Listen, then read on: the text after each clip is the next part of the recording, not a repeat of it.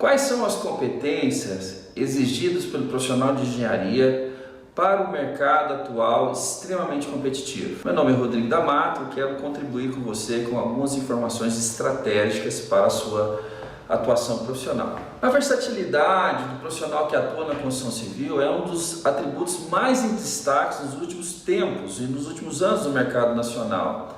Na verdade, pessoal, o que eu observo? Para a engenharia civil, para a arquitetura, nós temos aqui um mercado amplo de concorrências, basicamente na venda de produtos, na venda de serviços. Produtos quais são? Casa, sobrado, apartamento, serviços, a venda da construção, a venda de projeto, a venda de avaliações e perícias, inspeções e também a parte relacionada à gestão de pessoas. Por quê? Quando eu trabalho relacionado à construção civil, basicamente, eu vou trabalhar com uma série de pessoas. E aí uma boa gestão de pessoas, aliado a uma boa gestão de projetos, faz com que a gente tenha bons resultados. Essa versatilidade que eu estou tratando advém da necessidade do profissional ter uma visão sistêmica. Pensar na obra, pensar no produto, pensar no seu serviço como um todo, desde os aspectos operacionais, econômicos e até ambientais em algumas situações. Basicamente, até parecer do nosso juramento de formação é respeitar o meio ambiente. Esse profissional que nós estamos discutindo, pessoal, do ponto de vista da abrangência profissional, ele, se estiver atuando em qualquer dessas áreas que eu tratei com vocês, projeto, execução, fiscalização, ele deve proceder com uma característica de atividade polivalente. O que significa isso? Além da condição básica da sua atividade, eu fui contratado para executar um projeto em alvenaria estrutural. Mas, mesmo sendo contratado para executar um projeto em alvenaria estrutural, eu tenho uma responsabilidade de também acompanhar a execução desses serviços. E aí, orientar o meu cliente para não ter somente um trabalho, mas ter vários trabalhos. Muito importante essa avaliação. Mas, discutindo e estudando algumas características de habilidades, 3 habilidades eu vou destacar. São habilidades nos níveis estratégico, tático e operacional. Nível estratégico. Abrange competências relacionadas à legitimidade da empresa. Qual que é essa visão? É uma visão ampla do mercado e o conhecimento do seu comportamento. Hoje, por exemplo, nós estamos vendo que a condição de pandemia, a condição aí dessa situação de saúde pública faz com que a busca de compra de imóveis seja diminuída. Então, esse momento é um momento bem preocupante para ter imóveis estocados. Conhecer dos princípios de economia e mercado financeiro, essa é uma parte fantástica. Basicamente, o conhecimento relacionado a custo de obra, orçamentação, é extremamente importante. Mais importante ainda é saber o comportamento do seu cliente, saber o comportamento da pessoa, do cliente que vai adquirir o teu produto. Seja construção de uma casa individual, seja a construção de sobrados, seja a construção de prédios, de apartamentos, seja a venda de um serviço, de um projeto, de uma coordenação de projeto e assim por diante. Essa detenção do conhecimento da economia basicamente é para entender qual que é o melhor momento de realizar investimentos. Outro nível extremamente estratégico aí para nossa desenvolvimento das habilidades é o nível tático. Esse nível tático refere-se à escolha do portfólio de empreendimentos. Agora é uma coisa fantástica. Por quê? Eu preciso entender qual é o meu público. Eu vou construir uma certa região, eu preciso entender se aquela região atribui o público do produto que eu vou vender. Se eu vou vender projeto, se eu vou vender consultoria, eu preciso entender que eu vou tratar com públicos específicos. Por exemplo, eu vendo consultoria para construtoras. A minha atuação com eles é uma atuação extremamente técnica, mas também vendo consultoria para síndicos de condomínio, que aí eu tenho que ter uma situação um pouco mais humanizada e menos técnica. Eu preciso falar a linguagem. Muitas das vezes o síndico, não sendo profissional de engenharia e arquitetura, ele tem essa limitação.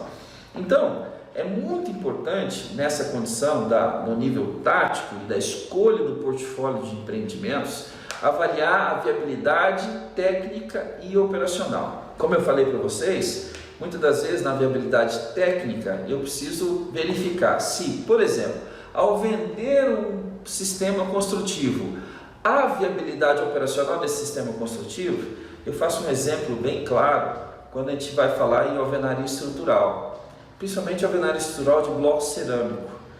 Poucas regiões no país têm olarias que produzem bloco cerâmico estrutural. Então, falar e projetar prédios de alvenaria estrutural bloco cerâmico, eu preciso antes saber se tem fornecedor. Muito importante essa clareza do entendimento. Outra situação interessante no nível tático é a capacidade de vislumbrar o melhor produto para o cliente certo. Eu gosto de fazer muito um exemplo de construção. Sempre nas cidades existem os bairros que são de alto padrão e os bairros de baixo padrão, né? Que a gente trata como periferia. Qual que é a principal diferença? A principal diferença é o custo por metro quadrado do terreno. Então, se eu tenho um terreno numa região centralizada, que tem um maior valor do custo do terreno por metro quadrado, nesse local, se eu implantar edifício do programa Minha Casa Minha Vida, com apartamentos, por exemplo, de tipologias de 2 quartos, sem suíte, esse produto, por mais que tenha um preço baixo, relativamente baixo por causa da região, eu não vou encontrar cliente certo para esse produto. Assim como eu ir lá para a periferia construir um Kingdom Park da vida, que é um prédio aqui da cidade de Goiânia, com cobertura, com um apartamento por andar e mais de 50 pavimentos, imagina esse empreendimento. Será que lá naquela região, por mais que o preço do metro quadrado do terreno é baixo, e aí eu vou viabilizar um preço menor em relação à região, com valor agregado maior, eu vou vender, aí eu vou ter uma dificuldade, porque o meu público vai achar distante, vai achar perifericamente ruim a localização. Essas condições fazem com que eu preciso avaliar melhor. Por exemplo, como eu falei lá do edifício na região de alto padrão, eu posso avaliar, mesmo tendo esse edifício de pequena área, mas eu vou simplesmente mudar o produto, eu vou chamar de loft, por exemplo, de 1 quarto, uma suíte, em vez de ser 2 quartos, 1 quarto maior. Então, toda essa capacidade é uma capacidade de habilidade, desenvolvimento profissional no nível tático. Muito bem.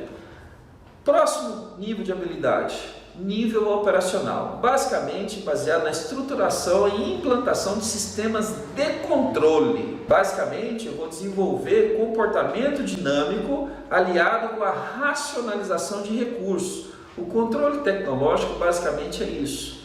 Eu não quero gastar nem mais cimento, nem pouco cimento. Eu quero o quê? Um cimento que tenha a dosagem suficiente para atender as condições de projeto, FCK, a relação água-cimento menor do que 0,65, consumo maior que 350 kg por metro cúbico. E aí, nessa condição, eu não quero gastar muito cimento nem pouco cimento, eu quero ter um alvo. O alvo é o quê? A resistência de projeto.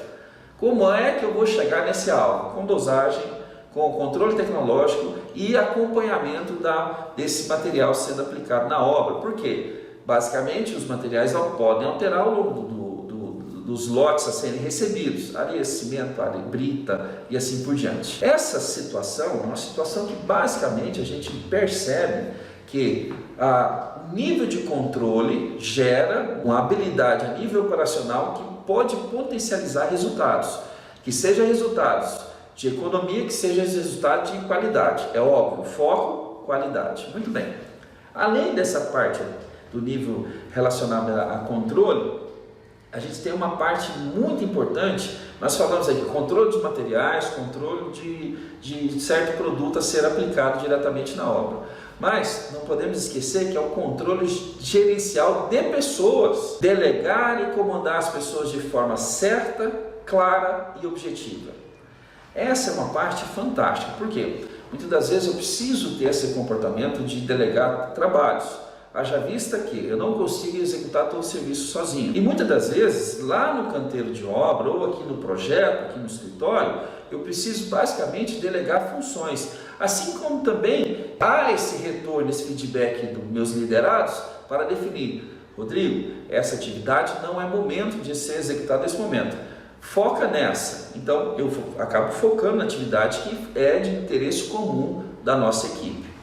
Muito bem, pessoal. Deixa aqui seus comentários, suas dúvidas, porque cada vez mais eu tenho observado que o nosso desenvolvimento profissional, o nosso desenvolvimento de capacidade de desenvolver bons projetos, bons trabalhos, bons serviços, faz com que a gente possa destacar nesse mercado cada vez mais competitivo.